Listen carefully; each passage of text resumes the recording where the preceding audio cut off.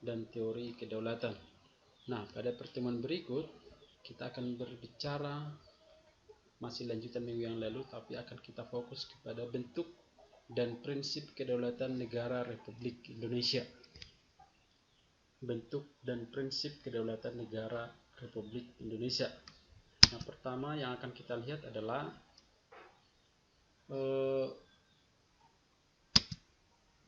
bentuk kedaulatan negara Republik Indonesia secara bentuk atau teori atau pandangan kita menganut teori kedaulatan rakyat dan kedaulatan hukum. Bisa kita lihat dari bukti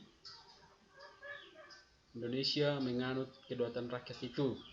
Nah, bukti yang pertama dapat kita lihat dalam alinea keempat pembukaan Undang-Undang Dasar, yaitu maka disusunlah kemerdekaan kebangsaan Indonesia itu dalam suatu undang-undang dasar yang terbentuk dalam suatu susunan negara Republik Indonesia yang berkedaulatan rakyat. Nah, ada di sana kata berkedaulatan rakyat. Ini merupakan bukti yang pertama kalau negara Indonesia itu menganut kedaulatan rakyat. Bukti yang kedua yaitu tercantum dalam pasal 1 ayat 2 Undang-Undang Dasar Negara Republik Indonesia, yaitu kedaulatan berada di tangan rakyat dan dilaksanakan menurut Undang-Undang Dasar. Ini merupakan bukti secara teoritis bahwa kita menganut kedaulatan rakyat. Nah, yang pertama adalah bukti kedaulatan rakyat, yang kedua adalah menganut kedaulatan hukum. Buktinya adalah pasal 1 ayat 3 Undang-Undang Dasar Negara Republik Indonesia, yaitu berbunyi negara Indonesia adalah negara hukum. Dipertegas lagi di pasal 27 ayat 1 yang berbunyi segala warga negara bersamaan kedudukannya dalam hukum dan pemerintahan dan wajib menjunjung hukum dan pemerintahan itu dengan tidak ada kecualinya. Nah, sekarang itu merupakan bentuk kedaulatan dari negara Republik Indonesia. Sekarang prinsipnya yang pertama, negara Indonesia adalah negara kesatuan yang berbentuk republik. Negara Indonesia adalah negara kesatuan yang berbentuk republik.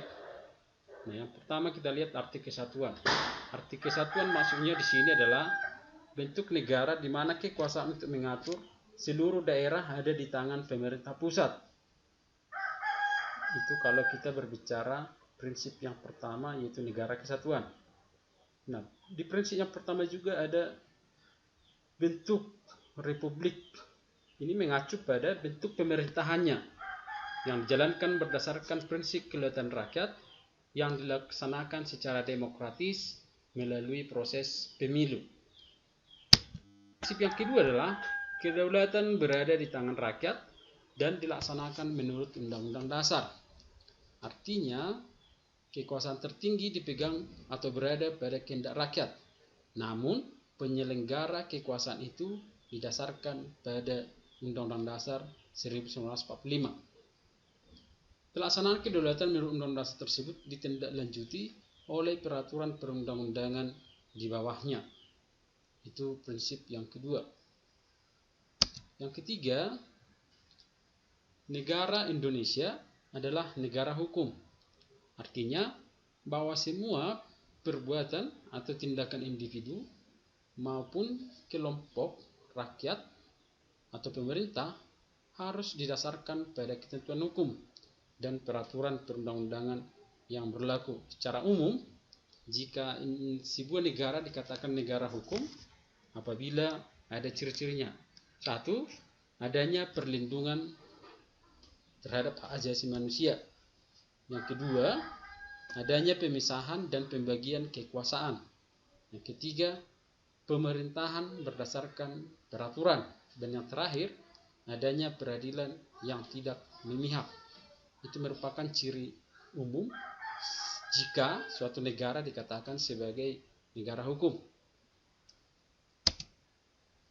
Prinsip yang keempat adalah presiden tidak dapat membubarkan atau membekukan DPR. Artinya, kedudukan Presiden dan DPR sejajar dan merupakan hasil pemilihan umum yang sama-sama punya legitimasi yang kuat. DPR merupakan mitra sejajar yang berfungsi untuk mengawasi jalannya pemerintahan. Itu artinya sebagai check and balance. Prinsip yang kelima, menteri-menteri diangkat dan diberhentikan oleh presiden. Artinya, para menteri adalah pembantu presiden yang berada di bawah dan bertanggung jawab sepenuhnya kepada presiden. Yang terakhir, MPR hanya dapat memberhentikan presiden atau wakil presiden dalam masa jabatannya menurut Undang-Undang Dasar. Artinya,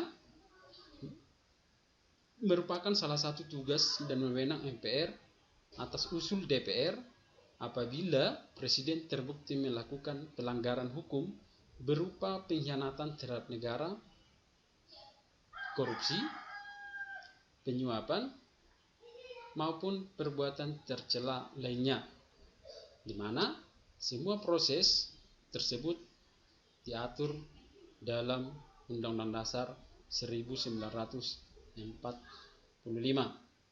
Nah, itulah 6 prinsip kedaulatan negara Republik Indonesia. Nah, untuk tugas yang pertama adalah tuliskan pasal-pasal dalam Undang-Undang Dasar 1945 yang mengatur prinsip-prinsip kedaulatan negara Republik Indonesia. Syaratnya dibuat dalam buku catatan dan dikirim ke classroom. Sekian, minggu depan kita sambung kembali. Terima kasih. Salam sehat.